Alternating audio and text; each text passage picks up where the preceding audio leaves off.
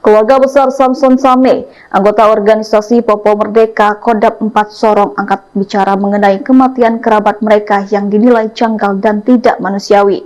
Mereka mendesak para petinggi OPM bertanggung jawab atas peristiwa tragis yang menimpa Samson, yang diduga tewas bukan akibat kontak tembak dengan aparat, melainkan akibat tindakan dari kelompoknya sendiri.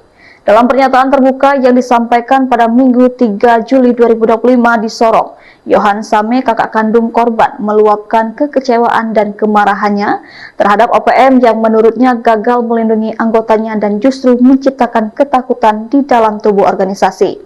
Pihak keluarga berencana melaporkan kasus ini kepada lembaga-lembaga pelindungan hak asasi manusia dan tokoh independen untuk mendorong penyelidikan transparan.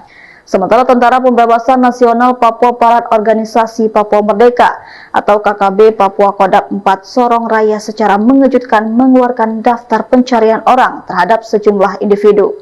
DPO ini terkait dengan kematian Samson Same yang tewas di Lembaga Permasyarakatan Sorong setelah sebelumnya diserahkan oleh beberapa pihak.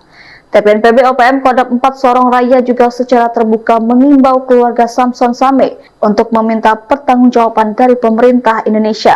Siaran pers itu disampaikan Panglima TPNPB OPM Kodam 4 Sorong Raya, Brigjen Denny Mus, yang menegaskan bahwa pihaknya secara resmi menetapkan nama-nama sebagai DPO, yakni Wulan Sowe, Samuel Ian, Justis Endower, dan Melianisa. OPM secara gamblang menuding keempat DPO tersebut bersama dengan pemerintah Kabupaten Maibrat dari aparat militer Indonesia bertanggung jawab atas kematian Samson Same. Samson Same dikenal sebagai eksekutor petembak jitu dari OPM. Dia salah satu anggota OPM yang pernah terlibat dalam kasus penyerangan pos Koramil Kisor pada tahun 2021 lalu. Penyerangan markas Koramil Kisor ketika itu tidak hanya dilakukan oleh Samson sendirian, tapi dilakukan oleh para pemberontak OPM kelompok Kolyat Tabuni yang melibatkan 50 orang hingga mengakibatkan 4 orang personel TNI Angkatan Darat di medan tugas tewas.